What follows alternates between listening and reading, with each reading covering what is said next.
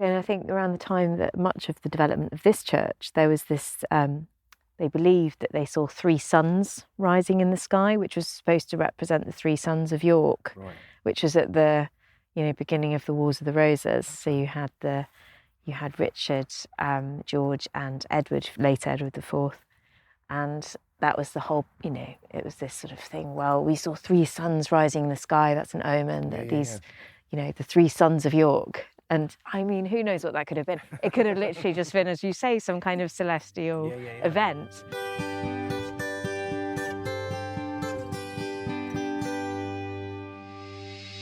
Welcome to the Champing Podcast. You may be thinking, and what sort of word is that? To which I answer, it is a combination of the words church and camping, and it amuses me no end. Champing is a unique concept of camping overnight in historic churches brought to the world by the Churches Conservation Trust, the national charity protecting redundant churches. Over 10,000 of happy champers have stayed in their churches that are dotted all over England. So in this podcast series, we embark on our very own sleepover, but with a twist. Each week I invite a new sleepover guest to join me, Victoria Jenner, to spend a night within ancient walls. Together we explore the secrets of a new church and the mysteries it inspires. Climbing atop a steep hill, looming over the rural village of Langport in Somerset, stands All Saints Church, our church for this last episode. It is an impressive building, boasting an immense tower and a multitude of what is called Hunky Punks. And so this church was built in the late 15th and 16th centuries mainly, but it is still testament to this grand late Middle Ages heritage. The east window is home to the biggest collection of stained glass in all of Somerset, illustrating the saints in all of their gloriously coloured robes with animated and peaceful demeanours. So it is fair to say that All Saints Church is as enchanting as it is awe-inspiring. To celebrate its medieval identity in our last episode of the series, I am joined by some great speakers. Historian Helen Carr, local astronomer Paul Adamson, who will delight us with a session of stargazing, and we also welcome an English heritage expert. So let's travel back to Langport in the late Middle Ages.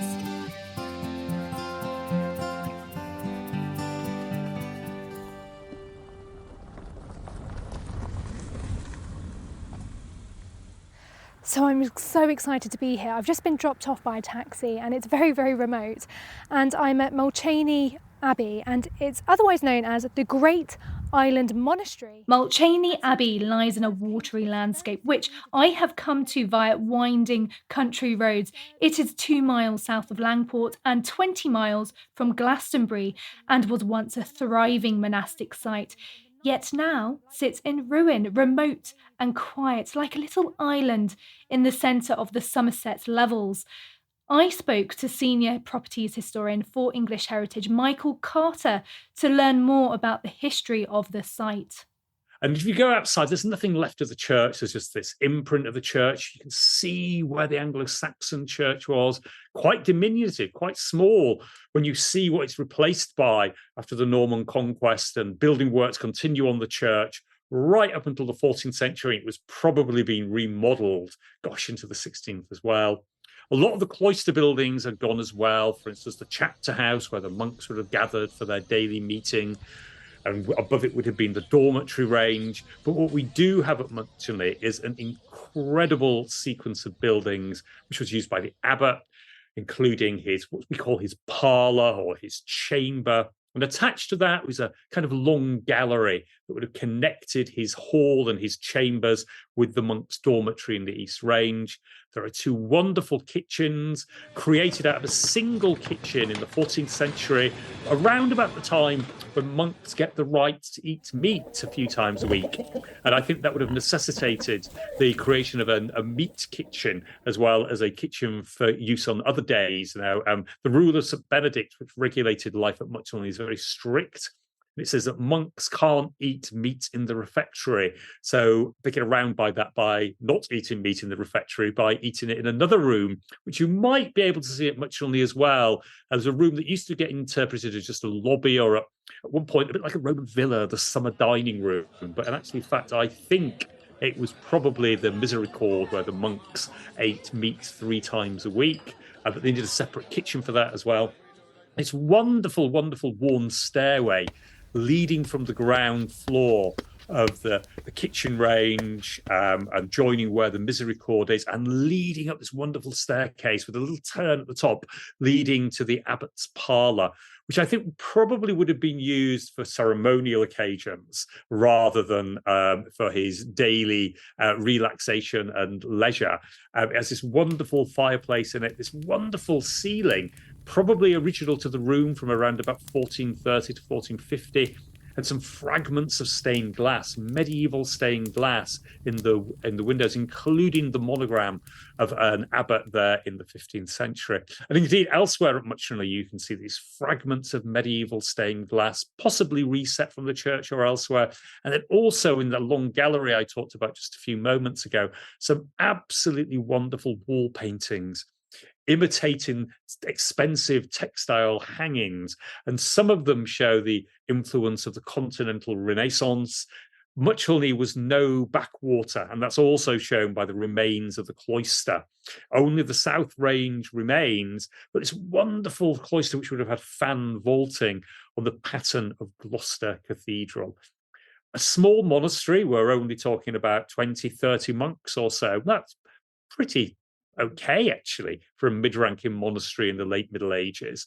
But boy, was it architecturally impressive. And it also, I think, would have been spiritually impressive as well. Yes, there were ups and downs. For instance, Brother John Langport, who in the 1450s is admonished by the local bishop, the Bishop of Bath and Wells, for his gluttony and drunkenness and for swearing by the limbs of Christ. But more than balancing that is evidence of the spiritual vibrancy of the monks. And it very quickly becomes embroiled in the 1530s in Henry VIII's dissolution of the monasteries. The king and his chief minister, Thomas Cromwell, start meddling in the affairs of the monastery in the 1530s. The elderly abbot just isn't up to it as far as Cromwell's concerned. And he gets replaced by a young chap who may well not even be old enough to be properly elected abbot. You've got to be at least 25 years old, and there are some claims he hasn't reached what's called the canonical age. Anyway, Muchelney comes to an end in 1538. The church and many of the cloistral buildings are immediately reduced to ruins, and in fact, they're not rediscovered until the 19th century. Another building that survived the dissolution of Muchelney was the monastic latrines, or to give it its medieval term, the necessarium, where the monks would go. Monks were meant to be very, very regular. The rule of St. Benedict, which governed life at Muchelney, said that monks were to attend to the necessities of nature between the early morning offices of matins and lauds. And to do that, they built a very, very large block, the monastic latrines, the necessarium, or the rara daughter, as it starts to get called in the 15th century. And it survives the dissolution of the monasteries, and you can still see the fittings where the monk's latrine bench would have been partitioned off, the strict rules about how monks were meant to behave while sitting on the loo, and decorum was meant to be observed at all time. But the waste would drop down, or gosh, to the floor beneath into a drain. Now, despite the watery landscape, Muchelney doesn't have a stream running through it.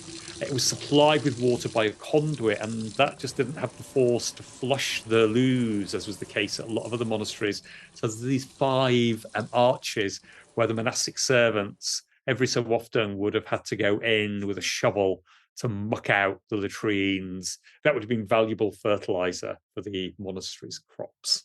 And so I decided to explore the thatched monk's lavatory, the only one of its kind in Britain.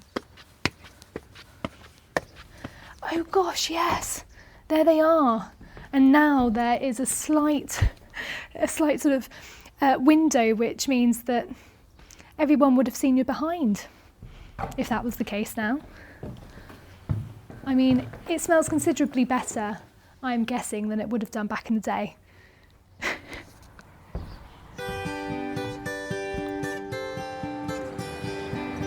So I've just been walking through this lovely town of Langport, and it's absolutely thriving with people, with shops. It's lovely, but it still retains this medieval character, which is really special.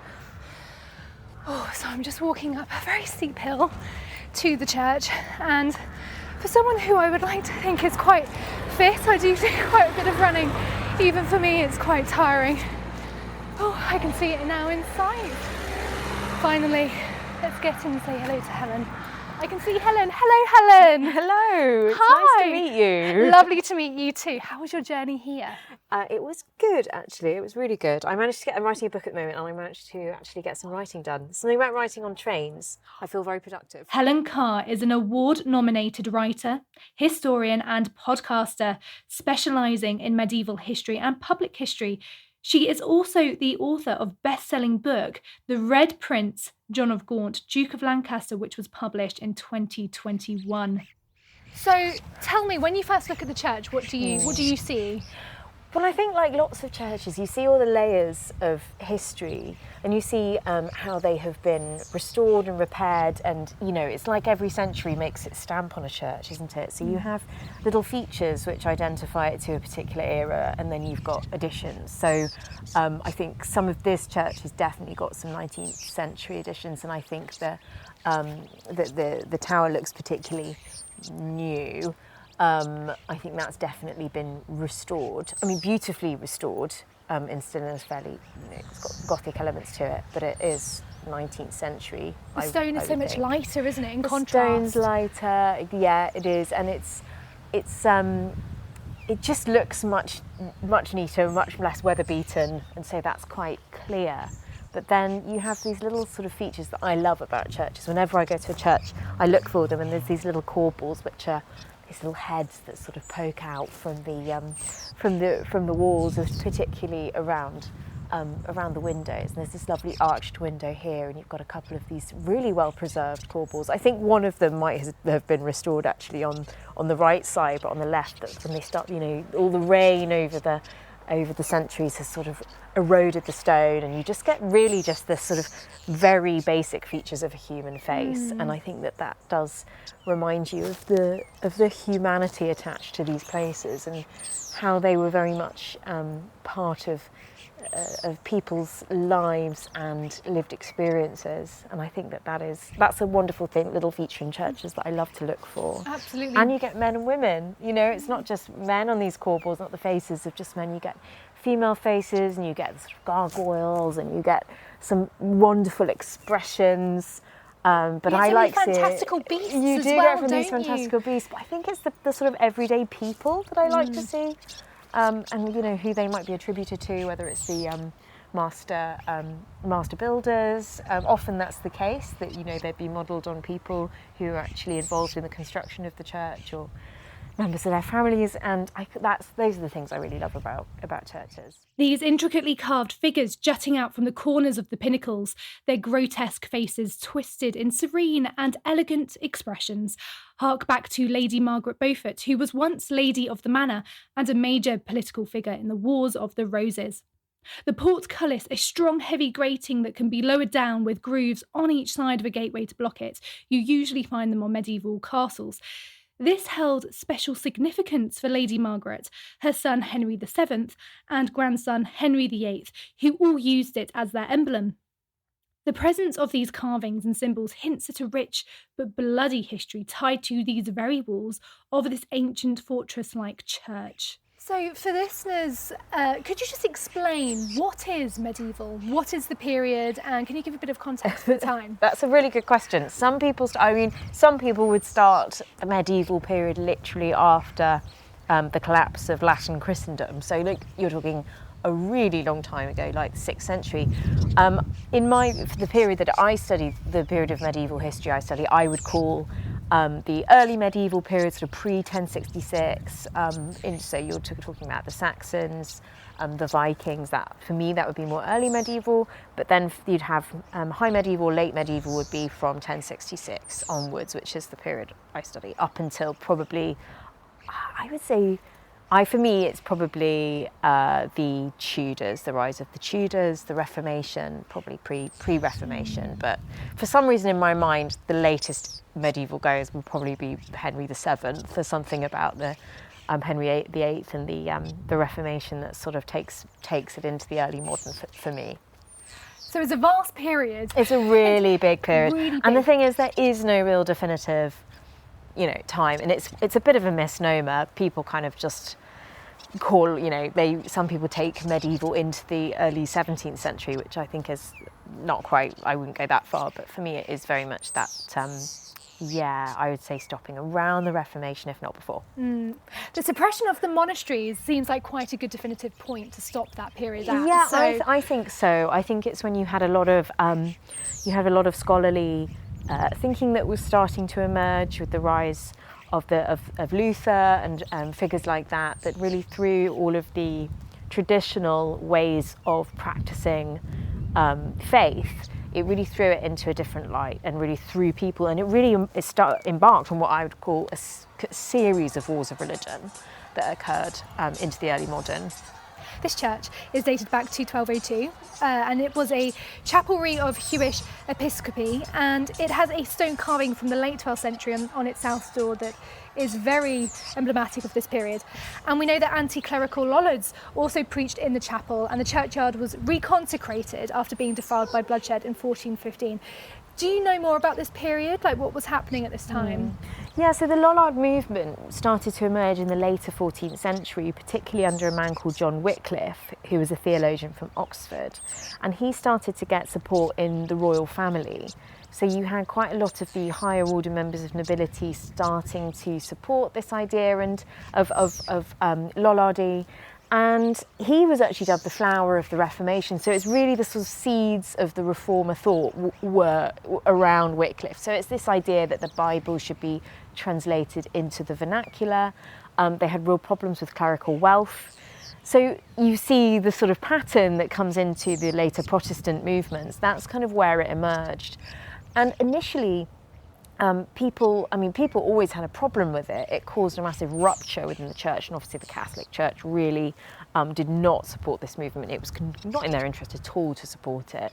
But it didn't cause so much angst and bloodshed in the 14th century. It was only when it started to gain pace and become a real threat to the Catholic Church later into the 15th and 15th century. And then obviously when you get figures later in the 16th century who are having the same, bringing out the same ideas, that it became a real problem and the wars of religion started. So it had its roots in the later 14th century, but yeah, like all these wars of religion, when you have two opposing schools of thought over something that is so personal and deep-rooted within what it is to be human and alive in the medieval period, it's going to result in this sort of bitter conflict, like anything in history when it comes to religious thought has done.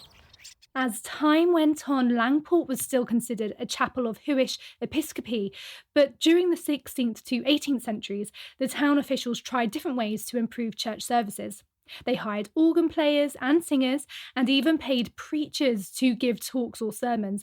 And in 1670, they even made a plan to march together to church every Sunday to encourage people to attend. And that's fascinating that we have part of that history, part of that narrative being brought to life in this very spot and inside this church. Should we go in and have a look? Yes.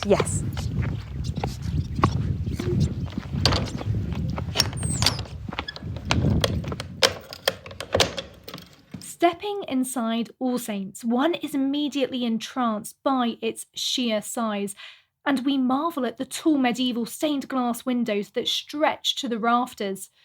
The soft coloured light spilling in from these windows creates a peaceful atmosphere. Padded camp beds and bucket-style chairs are set up in the south chapel, along with a storage chest for bags and other items. A few strands of fairy lights, battery candles, and lanterns light up areas of the chapel and add to the warm ambience. So I think I was talking about doors before, and something I really love about churches is the old doors, and because you really do get impressions of people who have walked through this doorway, often in these doors by all these different marks. And there's this church near the Anglo-Scottish border that actually still has axe marks from the Scots attacking the church, and it's still sort of indented probably from the late 13th, early 14th century. So I always look at doors and see what you can find, and just all of the markings, and you've got all of this beautiful kind of foliate decoration. So yeah, I think doors are a wonderful part of a church that often are sometimes like the oldest parts of a church as well. And sometimes overlooked, I think, if you're just seeing it sort of a gateway in. But I mean, here it's interesting because it almost replicates window tracery, doesn't it? It just looks like lots of windows. Exactly. Yeah. And then it sort of ascends up to this, as you say, this foliate type imagery. Yeah. It's beautiful. And then coming in, there's this lovely vaulted ceiling, which I think is 15th century. There are other parts of the church which are also steeped in late medieval grandeur.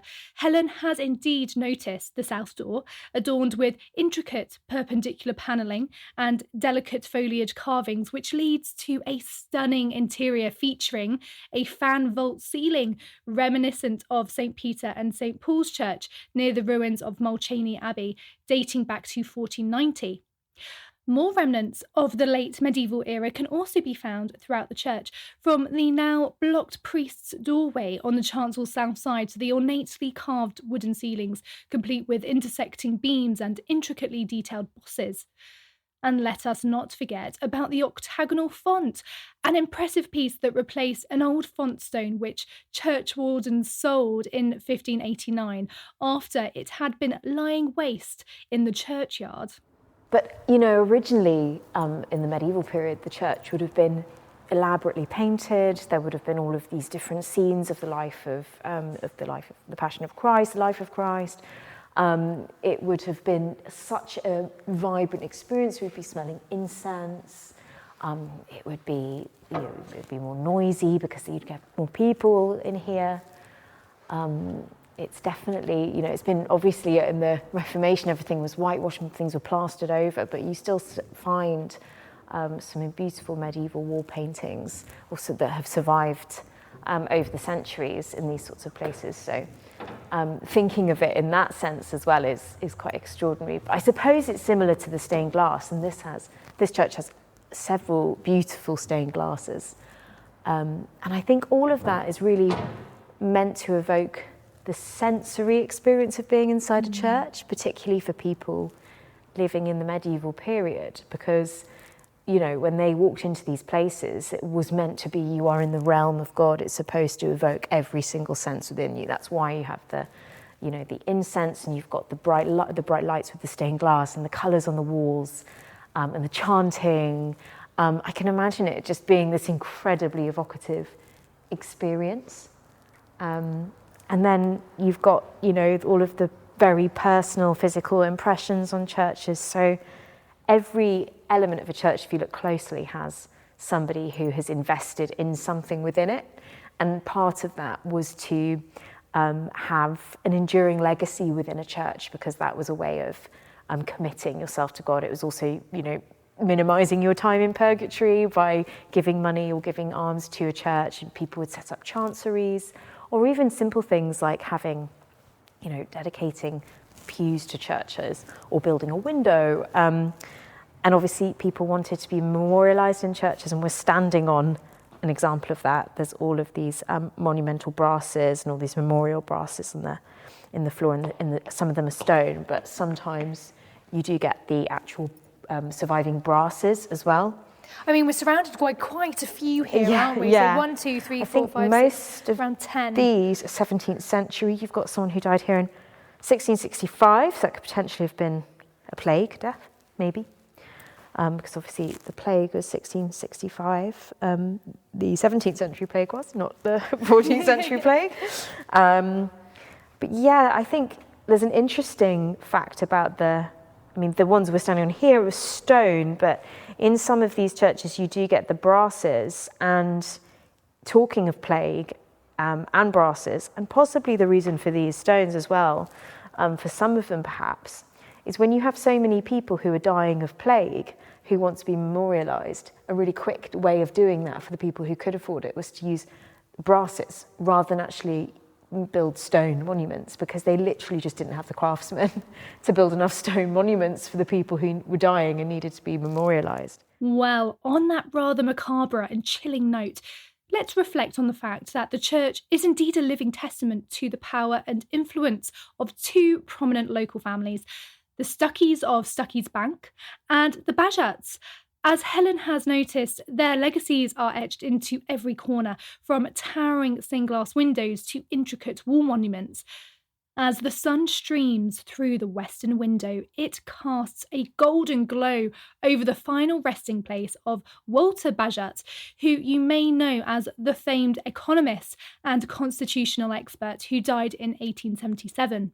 So just, thinking about the families that dominated regions, when William the Conqueror came over in 1066 and he bought, hundreds of these Norman barons, he granted them all land across the country. So you had some of these incredibly old families who were rooted within a particular area, and their money and their wealth and title and privilege sort of filtered down through generations. And you really do see examples of it in these spaces, because these are the spaces that they invested it into. If they weren't castle building, they were building churches. That's why you have so many of these Norman churches that were surviving, because the Normans did go on this, massive church and property building project. Really, I mean, they built so much around the country that still survives today. I mean, obviously the Tower of London being the most famous one, but churches are something that they did invest in heavily. And so you do get these little sort of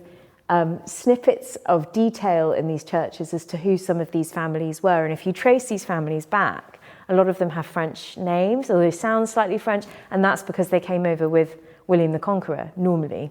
Just to navigate everybody, we're going to walk now towards the pews. And this is what's quite special about this church. We do still have the pews here, whereas in most churches now they've even been removed because of damp or they're rotting.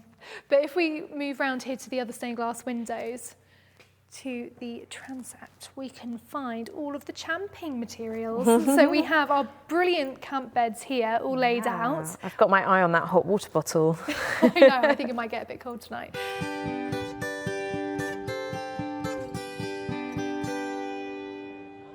Bow Street, thought to be built by Romans for safe passage over River Parrett, saw chaos during Oliver Cromwell's pursuit of retreating soldiers in 1645. It became a trade hub thanks to Stuckey and Bajat's river trade, making it the busiest and most desirable location in town. Pubs and beer houses flourished to serve boatmen and traders, including the infamous Langport Arms, which underwent name changes before settling on back to the original title. Tonight, we find ourselves in one of Bow Street's many historic pubs. So, we've just had a lovely meal. Did you enjoy your food? It was very nice. It was perfect. I feel like it was the perfect sort of warming meal. What's probably going to be quite a cold evening. Hopefully it won't be too cold. We do have our woolly socks, don't we? And a hot water bottle, which I'm very much looking forward to. I get quite attached to a hot water bottle in winter. So I have to pry us away from you in the morning. Yeah. It just made me think, just whilst we're sitting here, it's quite an old looking building, isn't it really? Like, there's been, of course, a lot of restoration work in here, so we can't exactly date it. But it made me think, well, how did medieval people respond to the local pub? Like, was there such a thing as a pub back in the medieval period? Definitely. I think people very much like to commune and have a few drinks. Lots of drinks. I mean, there are lots of sources, usually in court records, actually, of people being incredibly drunk and disorderly and doing stupid things because they've had far too much to drink. Like, there was a record of somebody going to urinate in a pond and accidentally falling in and drowning because he was so drunk, and all sorts of misdemeanors like that. And talking of hilariously drunken accidents, our conversation very naturally turns to Geoffrey Chaucer, well known for pulling together the Canterbury Tales in the late 1300s. He was seen as a patron of sociability and good cheer, who usually depicted archetypal characters like the drunken miller Robin who requites the Knight's Tale. He is just one of Chaucer's pilgrim storytellers who gather in the Tabard Inn in Southwark, just south of the River of London, to go on pilgrimage to Canterbury. Well, Chaucer was, he was sort of a jack of all trades when it came to what he wrote about. Obviously, he wrote these incredible pieces of prose like the Canterbury Tales, which were, we all know very well. But he also was very interested in science, and one of the pieces of work that he wrote was a treatise on the astrolabe, which is a sort of device. It was like a two-dimensional device to basically map the celestial sky. And stargazing was something that was considered an art and a science in the 14th century, and people took it very seriously. So yeah, I'm looking forward to doing it. Well, shall we head back to the church and give it a go? Yeah, why not? We head back up the hill to All Saints, a 10-minute walk, and we are struck by the star-studded sky. During the medieval period, astronomy, or astrology as the two terms were interchangeable at this time, was a major focus of study for people. Unlike most people today, the average person had a vast knowledge of celestial phenomena. With limited access to tools such as clocks and almanacs and charts depicting the movements of the stars and planets, people relied on their very own observations to guide their daily routines. This is my colleague Helen. Hello, nice to meet you. How are you doing? And this is Paul, Hi. who has very kindly come down there, and he's only 2 minutes away, which I feel so much better about, because I thought if you were travelling across Somerset. Are you joking? I said to my wife, they said they'd pay perched, and I said, I wouldn't use any. Posting. So who best to experience reading the night sky than with the chairman of the Somerset Levels Stargazers, Paul Adamson? I mean, we are pretty much away from all of the lights now, aren't we? Directly above. Yeah. Because what we've seen now, funny enough, looking this way, we're looking south, over kind of that direction, to sort of the southeast, you see a really bright object in the sky, and that's Jupiter. Oh, wow. Yeah, and it's unmistakable, and actually it's next month is what they call opposition. It's when it's opposite the sun from the Earth at midnight. That's on November the 5th, I think that is. Brilliant. So it's its best appearance for the year. And the great thing about Jupiter, if you've got a telescope, you can see there's like equatorial bands, it's got storms on Jupiter, and you can see the great red spot. Oh, wow. But even with a pair of binoculars like you've got here, you can see the 4 major moons, which are Io, Europa, Ganymede and Callisto. And it's interesting, if you watch those each night, because they change position, you can kind of see the idea that they're orbiting, round the planet, and that's just with a pair of binoculars. And I mean, you've got 2 pairs of binoculars here. Can you tell us a bit about them? Yeah, so I've got one pair which are by a company called Opticon, who make excellent telescopes and binoculars. And I bought these for £85. I said that was about 20 years ago now, so £100. You spend hundreds on binoculars, thousands. But at the other end of the scale, I also have a pair of 10 by 50 binoculars from Lidl, which cost £14.99. I mean, when visibility isn't great, like we have a bit of cloud here tonight, it can be a bit difficult to see the expanse of what's on offer here. Such a shame. Because I say this, if it was, you'd see Jupiter, for example. Wow. And then behind that, you'd see the constellation of Taurus would be rising, Taurus the bull. Yeah. And you'd see the Pleiades, the Seven Sisters star cluster. I'd be interested, because I'm a medieval historian, and I'd be interested to know what you think people in the Middle Ages, particularly before, the advancement of scientific knowledge about what the stars were and how they managed to kind of use the stars, I suppose, as a way of calculating where they were in the world, the time, the sort of the seasons. It's funny enough, I did, is it the beginning of this year? No, a couple of years back, we do talks at our astronomy meetings. We have what to look for in the night sky during the month ahead. Yeah. A talk by a member of our committee or a guest speaker, and then all the latest news at the end. But what I'm saying is that a couple of years ago I did a talk about Stonehenge. Oh, yeah. And the point of view of, was it an ancient observatory?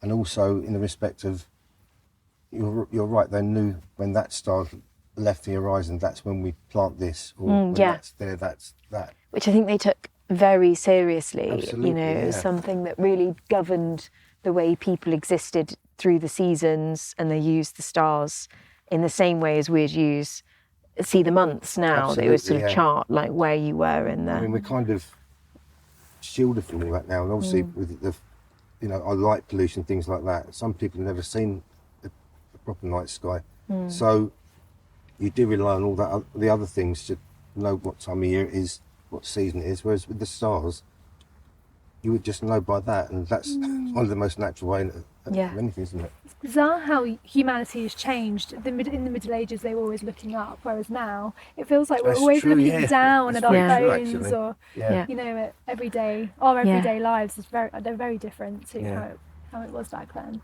And also things like eclipses and comets and things like that.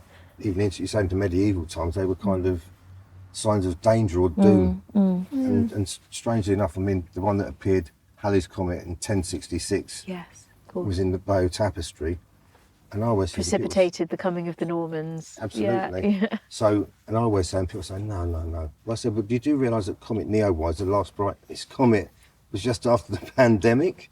Ah, I said, interesting. I said, but there's nothing in that. But Yeah. it's funny how these things sort of tie together, isn't it? Absolutely. So you can imagine that people at the time didn't understand that it's just nothing to do with anything, but to them, it must mean something.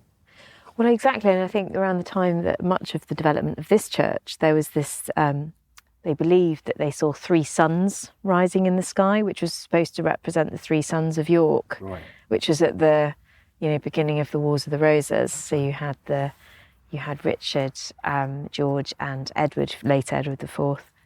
And that was the whole, it was this sort of thing, well, we saw 3 suns rising in the sky, that's an omen, that these, the 3 sons of York. And I mean, who knows what that could have been? It could have literally just been, as you say, some kind of celestial event. But in their minds, that precipitated this really big juncture in their political history. As we say goodbye to Paul and get ready for the night ahead, we ponder on how astronomy was experienced by the medieval person. Bless you. Thank you very much. It goes well anyway. Thank you very much. care, You bye. too. Bye-bye.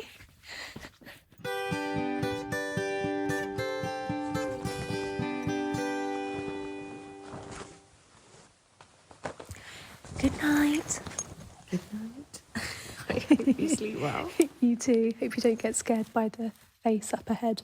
Oh yeah, there's this sort of creepy ceiling rosette with the slightly weird gargoyle type face in it. Unfortunately, I can't see it now. That's good, yeah, since the lights have been turned off. Yeah, exactly. He's like got his tongue sticking out, hasn't he? And looks very Green Man-like. It's not great. Hopefully we won't have any dreams about the Green Men. See you in the morning. See you in the morning.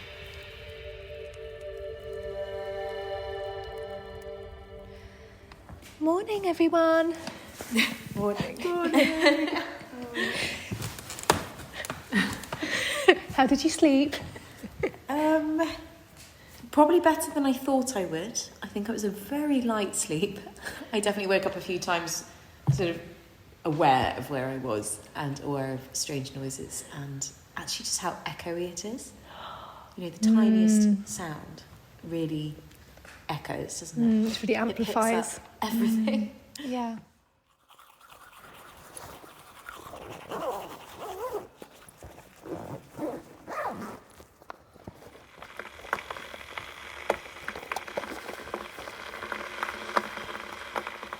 Right, should we head on out? Yes. I mean, you can see so much more in the morning light. I know, exactly. And actually, I did notice when I was coming out earlier to brush my teeth, that there is I think this is 12th century, this frieze that's above the doorway. And it's a pretty, I wouldn't say it's particularly decorative, but it's beautiful and it's incredibly simple. And it's the Agnus Dei, who's the Lamb of God. If you look really closely, it's got a little halo around its head with the crucifix up the centre, and it's enclosed with a circle with 2 angels flanking either side. And then I think these are probably two saints, but because of over time and weather and age, they've just been sort of so, it's been quite weather beaten, so you can't really see any particular detail. But even though it's sort of fairly rudimentary, it's just really beautiful. Absolutely. I mean, as you say, it's quite minimalistic, but the fact that it still survives today and you can still see what the depiction is, the relief is still there. Yeah. It's remarkable to think that it survived all of this time since the 12th century. Yeah, so this would be probably one of the earliest parts of the church, and I think we were talking about that yesterday, about how these doorways were often sort of part of the real medieval construct of the church. And if you think about how part of the service happened here, you would, this would be a fine example of what people would be looking at when, as the service was being conducted for them. So I think that's really lovely, a lovely thing to notice in the morning light, especially as it stands out, particularly in that sort of orange sandstone that's quite, unique to this particular church. Absolutely, and we have these big oak doors open, and now we're walking out into the churchyard, and I mean, wow, look at that view, it's incredible. I didn't really notice the it mist much. Lifting off the landscape. It's beautiful. It really is, and we can see in the distance Mulchaney Abbey's tower and church spire. Yeah. So that's incredible, the fact that the rolling landscape on all of these, but we are very much set above everything, aren't we? We're on a hill. Yeah. So We start our day early and head out to Langport for some breakfast. This lovely town is full of independent businesses, with the High Street a past nominee for Best British High Street Awards.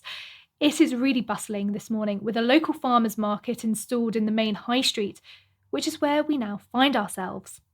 And do you feel that as a medieval historian that you feel connected to the church, or you've seen it in another way? Yeah, definitely. And I think, it made me think about the common practice of pilgrims sort of travelling these really popular pilgrim routes, how churches would be a safe space for them, how they would come and they would rest in churches, they would sleep in churches. So I suppose it's sort of going back to the roots of what a church used to be to people in the Middle Ages. Amazing. Well, please do come back soon. Thank you. Promise I'll do that. And if you would like to become a medieval pilgrim for a night or two, like many of our guest speakers, why not give champing a try? For everything you need to know about champing, you can visit champing.co.uk. The champing season happens in those warmer months between March and October, so book now. Thank you for joining me on my champing adventure. This Nights in the Nave podcast has been written and produced by me, Victoria Jenner. My guest has been historian Helen Carr, and big thanks also go to Michael Carter from English Heritage and the English Heritage custodians at Mulchaney Abbey, who were so accommodating. Plus, we cannot forget to mention Paul Adamson from the Somerset Level Stargazing Society. Special thanks also goes to Fiona Silk, who runs champing, and all of our champing assistants. Sound recording was managed by Leanne Beattie, editing by Jamie Reed Sound, music by Nick Very, and designed by George Allen. This has been a Churches Conservation original podcast. Come to a sleepover at our place.